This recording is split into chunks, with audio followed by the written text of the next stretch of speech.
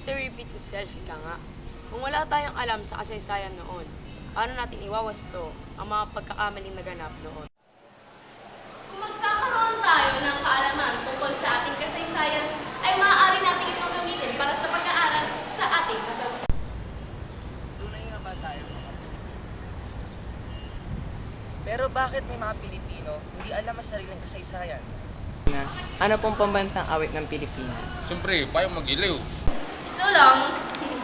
Isulong! Yes, for Isulong!